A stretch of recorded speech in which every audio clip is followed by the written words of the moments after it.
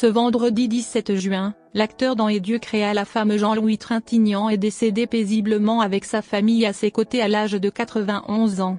C'est son entourage qui a annoncé la triste nouvelle auprès de l'AFP. Marie-Anne Trintignant et la famille vous font part du décès de Jean-Louis Trintignant. Il est mort paisiblement, de vieillesse, ce matin, chez lui, dans le Gard, entouré de ses proches. Conformément à son souhait, les obsèques se dérouleront dans l'intimité, a-t-on pu lire. Jean-Louis Trintignant laisse derrière lui 4 petits-enfants, Paul Cluzet, Roman Kolinka, Jules Benchetrit et Léon Autenin-Girard, ainsi que son fils Vincent. Son épouse Marie-Anne Trintignant, et son ex-femme Nadine Trintignant. Interrogée par BFM TV au sujet de son ex-mari, la mère de Marie, Pauline et Vincent lui a adressé un hommage bouleversant.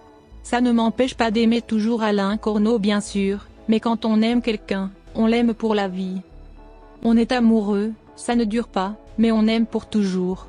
Jean-Louis comme Alain, ce sont des hommes que j'ai aimés pour toujours. Je l'ai connu entre ses 22 ans, 38 ans, 40 ans, je ne sais plus, c'était la jeunesse. Il y a eu des fêlures évidemment, on a perdu nos 2 filles. C'est des fêlures dont on ne se défait jamais, a déclaré Nadine Trintignant, digne mais profondément bouleversée. Forcément, la mort de Jean-Louis Trintignant a fait réagir le monde du 7e art français.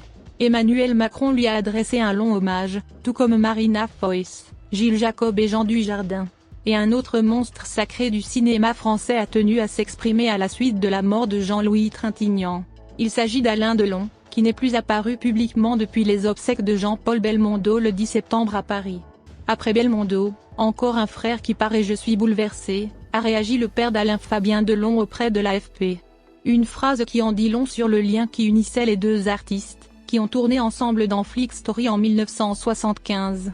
Figure majeure du cinéma et du théâtre français, l'acteur aux 120 films avait travaillé avec les plus grands réalisateurs, de Lelouch à Haneke en passant par Chéreau.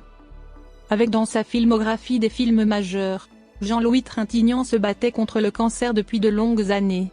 Un cancer de la prostate qu'il avait refusé de faire soigner préférant se laisser faire selon ses propres aveux.